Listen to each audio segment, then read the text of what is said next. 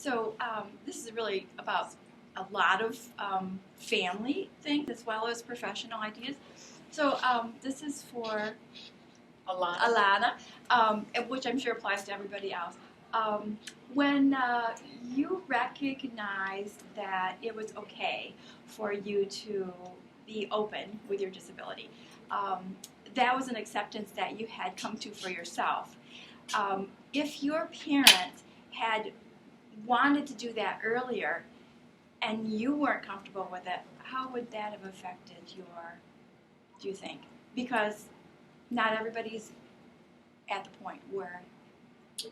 I don't think I even shared with my parents how much I was hiding. I don't even think I even shared that. And I think it's a process I'm still going through. The thing that helped me most was when I got involved in dance, and that was in my 40s. And so it really wasn't until I was in my 40s and I had to put on body-hugging dance wear and get comfortable with my body that I ever started embracing my disability. I would wear clothing that would cover my legs, nothing that would fit to show my brace or that my legs had atrophied. So, and I think I'm still coming to terms with some of those things. Like I've not put on my swimming suit yet, so I'm working my way to that point. But I don't think my parents could have really done anything. It was something that I just knew I was just hiding and felt that way. And it may have been externally. You hear a lot of comments, or when you see parents snatch their children and kind of make them turn their heads, you know, you get these look away messages that tell you something's wrong. And so I bought into that for a long time.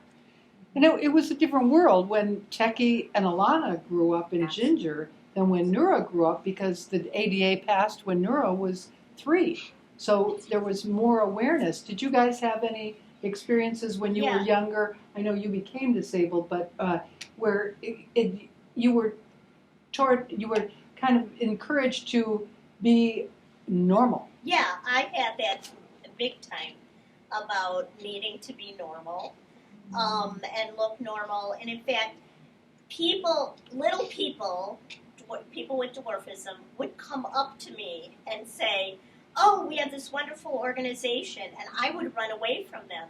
I was in denial of being a little person, as if I could deny that, right? But no, I'm not a little person. I'm short because I had surgeries. No. You know, and so when I call it coming out, when I finally came out as a little person and a person with a disability, it changed my whole life. Because before, I was always like on the edge, like, what if somebody calls me out, you know? What if somebody talks about it or, you know, asks me about it? But now that I'm out of the closet as a little person and a person with a disability, it's like, yeah, so I am short. I have dwarfism. So I don't have that constant fear and build up that hiding, as you put it. Is there like a coming out process for when you become disabled too? Yeah, I think for me, I had been a dancer prior to my disability, so I had really bought into that, what's called the Balanchine body, 5'8", 104 pounds, perfect body that can do everything. And I didn't become disabled until I was in my 40s. And I said, well, I can't dance anymore, so I will do something else. So I moved into counseling and becoming an activist for disability rights. And I thought, well, there's no way I can dance. And it wasn't until I met Alana, actually, that and Alana said, well, yeah, you know, let's move, we can dance, we can take class with Homer Bryant, that I began to see that maybe there was a way that I could continue to do what my first love was. And in a slightly different way, and because there's no way you can deny using a wheelchair, whether it's a manual chair or a power chair, it's there. You can't hide it. You can't hide it the way you could hide it, the way you could hide it. Right. But I was resistant to exploring the possibility of being a dancer who used a chair. So in that way, actually being with Alana and other people helped me to come out and acknowledge the fact that I could still do what I wanted to do having a disability, and that it was okay. And so now, physically integrated dance is sort of, even though it's been around for a number of years, it's still an emerging art form, and it's kind of coming of age as being accepted on a professional level. So it's been a growth process and a learning process, and an acceptance process that there are more ways than one to live your life. So how do we encourage children to advocate for themselves when they're getting messages either from society, parents, or whatever? How do we encourage them to advocate for themselves and feel strong about who they are, that being disabled is just like anything else? It's just a natural part of life. I think one way, because as performers, we're out there in public, and people are going to stare at you anyway. People are going to look at you, and so one of the ways that I work with children and encourage them is to what we used to say, just go ahead and stare back, and I am who I am. And if you think about that wonderful song from La Cage aux Folles, I am who I am. Now, he was a person who's gay, and he was right out there and acknowledged who he was. Well, the same thing goes for us with disabilities, to be able to say, I'm okay, and I still want to be with you. So not when children would come, in fact, a little kid yesterday started pointing at my chair, and we were going into the elevator or something. And I think he was either 3 or 4 years old, and I just said, ask me that again, and let's talk about it. Sure. And his mother actually was trying to pull him away a little bit. And that, you say, is something parents should not do? Should not Correct. do. I've had lots of experiences with little children sometimes coming up to me and asking me what happened. Mm-hmm. They see this and they're actually concerned, that something Yeah. happened to me. And so I talk to them, my legs just don't hold me up. They're a little bit weaker than yours, and this is how I get around. Or, there are little babies that are in their strollers, and they go, wheels! And I go, yeah, I'm on wheels just like you in your stroller. So you just talk to people. Start a conversation, make them more comfortable. In terms of performance, from the music standpoint, I've taught 2 summers at a music camp specifically for children and adults with disabilities to learn music. And the philosophy there was to tell them, yes, you can. The children with disabilities, a lot of the time here, oh, no, that might be too difficult for you. No, let's find something else. So the philosophy was, yes, you can, let's figure out a way to make it happen. There were children there who had ideas of wanting to learn an instrument in 1 week. And for anyone, that's pretty much impossible. But, we figured out a way to teach them 1 or 2 notes on that instrument and fit them into the concert at the end of the week. And it made them happy, and it gave them a chance to explore something that they before didn't think was an option for them. Mm-hmm. So just saying yes, just saying, how can we, let's try, is super important. Yeah, and I have something to add to that. And when I work with kids in my theater company, I encourage them in every piece they write to talk about their disability. And once it's out there, you know, they become stars, really, to the audience. I've seen other kids, little kids coming up to them after the show and talking to them about it. You know, and I have two particular cases. One little boy in my new show, it's about the Art Institute, it's about artists, and his piece is about Frida Kahlo. And he's a Mexican little boy. And he has a disability. And he talks about it in the piece, and he says, I call it my special ability. You know, and I hate the word special myself, but it sounds it's good coming from him. And then we also have a blind girl in the play, and she talks about not being included with her friends. Her friends went rock climbing, and they didn't include her. I think that's a great story for the public to hear. Absolutely. On stage. The next weekend, she went rock climbing with them. That's awesome. So for people who don't have a disability, one thing that they can switch is like in their mind, if they say, look at you and say, you can't, instead of saying that person can't, they can switch, like you said, Nura, to how can we?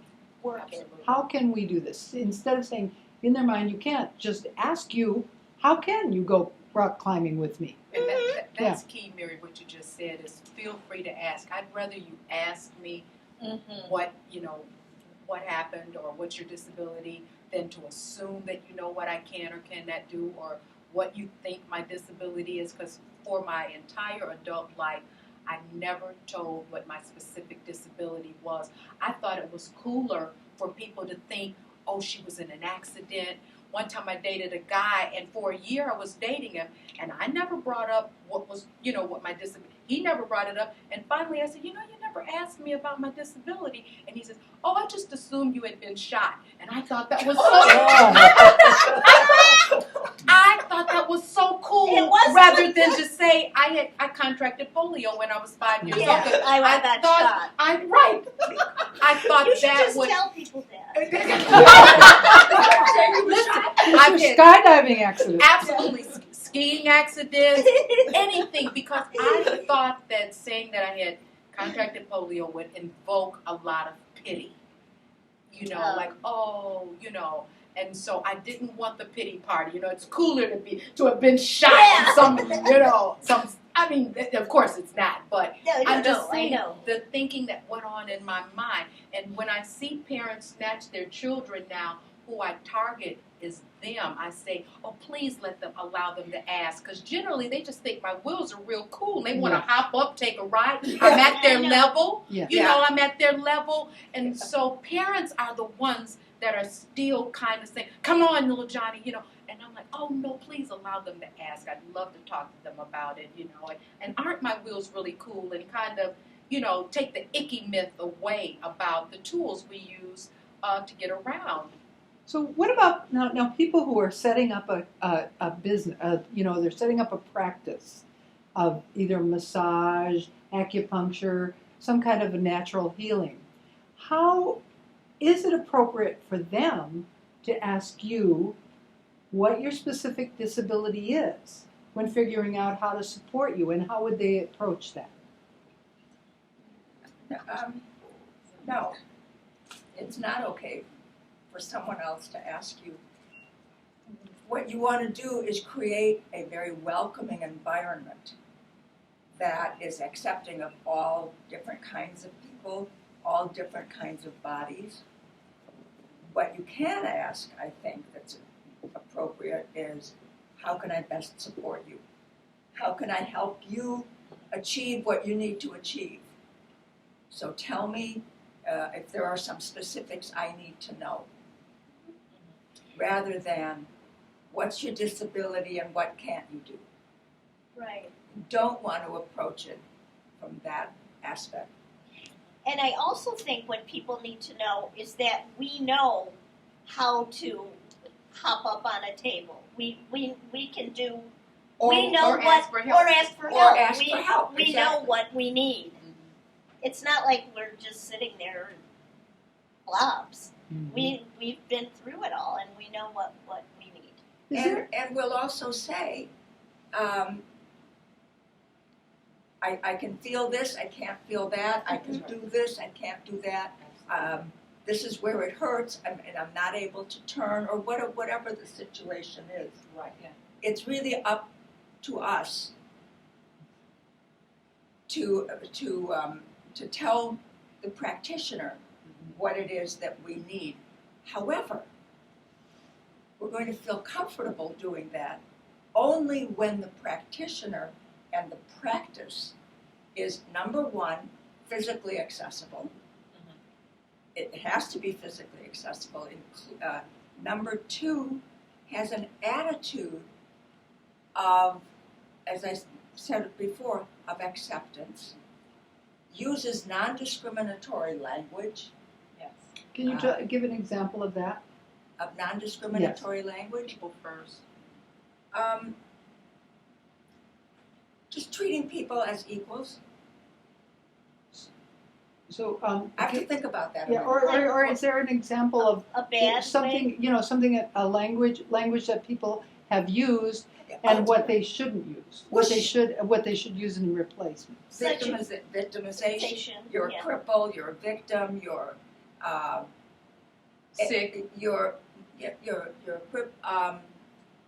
any of those Suffering. derogatory. I mean, they're very derogatory terms. And I don't know why my wheelchair bound is completely Confined. unacceptable. The only time bound is an acceptable term is if you're Hollywood bound, Broadway bound, or into S&M. Or even to say something like "you people." Yeah. Lumping all people with disabilities into one big group. I think you hit on something feeling sorry for, immediately feeling sorry for you for no reason at all. It's the acknowledgement of we are people. Absolutely.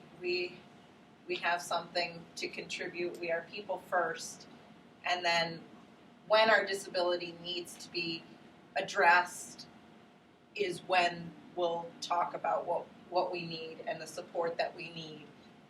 But it's not until then that anything needs to be talked about. Is there any specific language that really needs to be avoided? Well, for me, it's the M word, which is midget, and I have a whole piece about that. But that's a very derogatory term for people of short stature or people with dwarfism. People first language is really important. So you're saying people with dwarfism. Right, people with dwarfism, people of short stature. We don't mind if someone called, like if you said, oh, she's a dwarf. That's fine, because that's true. But midget is an old term, it's an old circus term, very derogatory. And Little People of America has been traveling all over the country, going to high schools that have the mascots called the midgets, trying to get them to change that language. And another term, as was mentioned earlier, people first language. So acknowledging an individual rather than, oh, there's that wheelchair person, or oh, there's that person, that cerebral palsy. So acknowledging the humanity in all of us and creating an inclusive community and society is far more important than talking about disability. For me, like Ginger said, confined to a wheelchair or wheelchair bound, I cringe when I hear that. So, talk about she uses a wheelchair or she's a wheelchair user, person with a disability. I also don't like the word handicapped. That's another one. and it's unfortunately in the laws Still and there. everything, and it's there. But that's another thing that's should be in my mind eradicated. I also don't like special needs. Yes. That's, or inspiring. I don't like to Oh. be described. You're so inspirational, as if just the mere fact that I've gone on with my life and I've tried to be productive is, it's over and that inspiring sometimes can really rub you the wrong way. But when all else fails, I really like to go by intent, because a lot of times people come from a generation. An older person might say, the little crippled lady. Well, you know what? I'm a little more forgiving, because if we're talking about generationally, that might have been the language then. But if it's the media, I want to see that you're using correct language in that case. But when all else fails, I go by intent.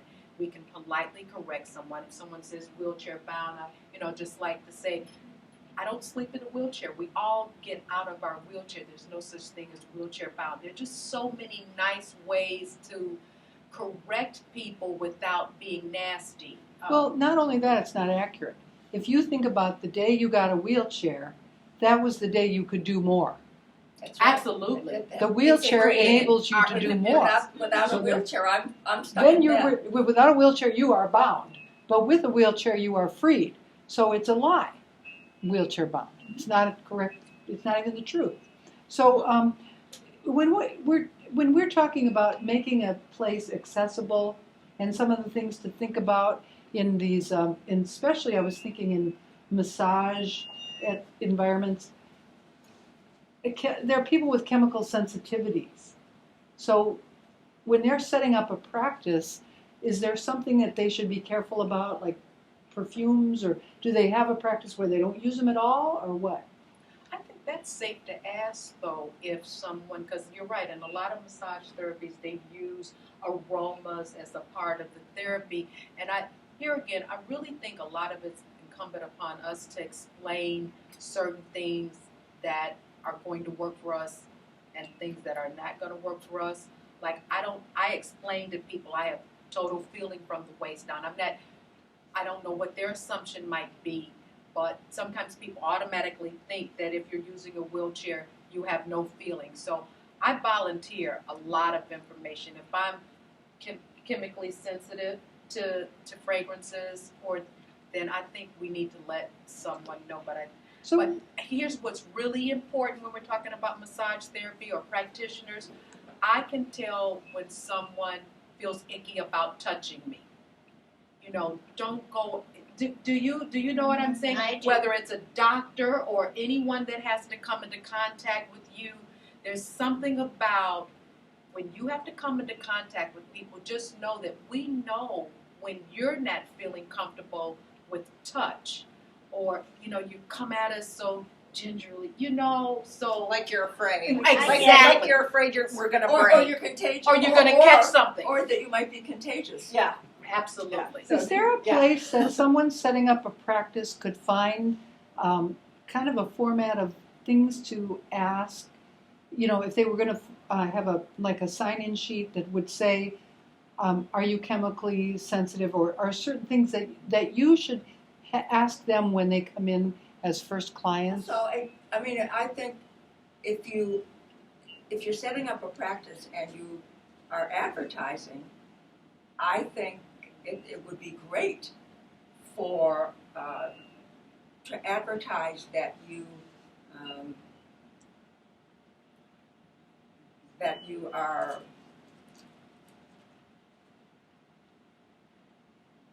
disability friendly, that you are, I'm trying to think of the actual term, you have a fragrance-free environment. If you do, you can't say it if you don't. On a lot of our flyers for events that we have, we ask that people refrain from using perfume or scents because some of our consumers or audience are people who have chemical sensitivities. So again, leading from that, how can people who are setting up a practice market to people with disabilities? Are there places they go to list themselves and to get Mayor's advice? office for people with disabilities is one place. JJ's List, where I work, runs as a consumer review website, kind of like Yelp, but specifically to rate businesses on their disability awareness and disability friendliness. And there is a tab where there's a business directory, and you can specifically list your business as a disability friendly business on our directory. So that's an option. How about disability expos? Absolutely. Yeah. So you can Yeah. advertise in disability. Every year they have a can you They talk have about those? Mobility Expo and Abilities Expo that comes to Chicago every year. And both of those expos are within the Chicago area, and disability-friendly organizations are always advertising. You can actually get a booth and, have your brochures and, even probably set up a chair massage, for people. There's definitely ways of getting your name out there. You can also call the Life Center at the Rehab Institute of Chicago, and they'll probably list you or put you on their website if indeed you are disability friendly. So when you guys are looking for a massage therapist, an acupuncturist, somebody who's working in the field of natural medicine, what kind of qualities are you looking for in your practitioner? What would you want from that person? Acceptance. What'd you say? Acceptance. Compassion. Well, the first thing I'm looking for is professionalism Yes. Mhm. and a knowledge of their craft. Yes. Mhm. Yes. I mean, I don't care how accepting you are. If you don't know what you're doing, Yeah. you're not going to go to that person. Yeah. Right? So you want someone who's board certified or qualified to do what they're doing, and then be receptive to, instead of shutting people out, be receptive to including people with disabilities. If you've got a person with a disability who's also a practitioner, that really is a way to increase your business, I think. Physical accessibility, definitely. Also, I've run into people who, say, yeah, I'm trained, I know what I'm doing, but don't always, and they assume that, they know what's best, and they just go at it, and they don't listen. You need somebody who's going to listen. Just because you might know something about disability or, something from the medical side of things about disability doesn't mean that you know what that particular individual needs. Every individual is different, so having that conversation with the person ahead of time and really listening to what they need and what they need for support is super important. Because one size does not fit all, or me having a disability doesn't make me an expert on all disabilities. Right.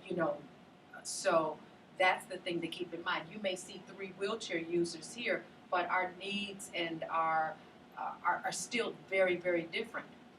Do you know what I mean? And our abilities are very different. Absolutely. So, Alana can do things I could never do, and vice versa. and vice And versa. vice versa. Yeah. So I haven't figured out the vice versa yet. well, and even if it's not physical ability, it could be mental capacity. It could be in so many areas. We just don't want to get into comparing or guessing at what we think somebody's ability is. Don't assume. Don't assume. Mhm. Right. That's the whole thing. Don't assume or underestimate what our abilities or capabilities are. And you just brought up a very good point, though. just because you are treating one person, for example, one person who uses a wheelchair, Correct. don't assume that the next person who uses a wheelchair is going to be just like that first one. Right. Absolutely. Right. Right. So do you have examples of practitioners who do it right or do it wrong? I do. So can you talk about that a little bit? I do. As a treat, every time I go to visit my kids, part of what my daughter-in-law and I do, we always have a girls' day to get a massage. And what keeps me coming back to the same lady is because I feel like she has, from her touch, not only is she a good masseuse, but I can tell that she really is treating me as an equal. She'll ask me pertinent questions like, but it's never from a pity standpoint, like, let me know if there's something I can do. Is there anything you need to share with me? That's always a good question. Is there anything you need to share with me that I need to know before we get started? Do you like a firmer touch? Almost times some of the same questions that you might ask anyway. Is there any place that, I shouldn't touch or that you have? So those kinds of questions I think are okay, don't you? Oh yeah. And I think we can tell in your demeanor if you're somebody that is open to learning. You don't have to know everything about about people with disabilities. I certainly don't. But that openness to we see that in your eyes if you're wanting to learn what's going to work for us. I think that's a really good point. I think the biggest takeaway that anybody can get is treat a person with a disability the way you treat a person. There you go. Really no different. There you go.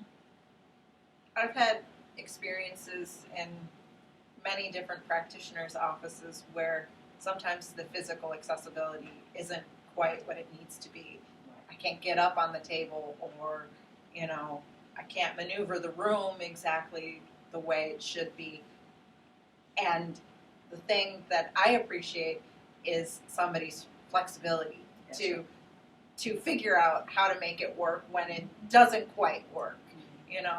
If I need to stay in my chair, or we need to get a different chair in there, or, figure out kind of on the fly how to make it work. That's super important because it'll happen. Your building may be accessible, you may be able to get into the room, but then, if the table's too high and it doesn't have the capability of lowering, I might not be able to use it. So how do we figure that out? So then again, it goes back to this question of how do we do this? Can we do this together? Can we figure this out? How can we figure this out? Instead of just saying, oh, no, this is not going to work, and, sending me on my way. It's the teamwork aspect. Like Yeah. for me, this is a little different, but having a mammogram.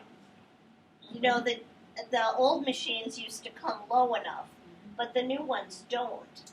And that's, what I love is when the person, the technician, works with me to figure out a way to actually get the views that she needs. And sometimes it might be that she needs to bring another person in to just help support me. But it's always a two-way street. It's always the two of us or in some cases three, working together. And my acupuncturist as well does that too, where if it doesn't feel good for me to lay on my stomach, he'll figure out a way with me where it's not going to hurt, like either using a bolster or a face cradle or whatever.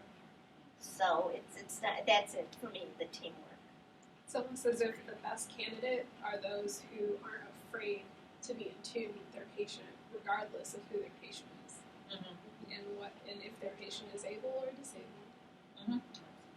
And I think you hit on it. I mean, I think the other thing, another thing that practitioners need to know is we're in the midst of the baby boom aging. And everybody, as you age, you become disabled. So you have a That's a good big chance. market. The market is only going to grow. So, to be aware, and I think to me, it sounds like what you're saying is the most important ability the person, besides being a professional, is the ability to listen. Is that correct? Is there anything else anybody has to? The only thing I want to add is that when we're talking about making things with universal design or barrier-free, don't think of it as just doing something just special for us. Those things are going to help people who have babies in baby carriages, or people who are of short stature or taller stature or larger sizes. They're just things that it's going to benefit everybody if we open ourselves up to all cultures, ranges of abilities. That's what's important, that we grow and learn from each other. So I think if you've got that welcoming spirit about any and everybody, you're going to be a winner. I think kind of sums it up.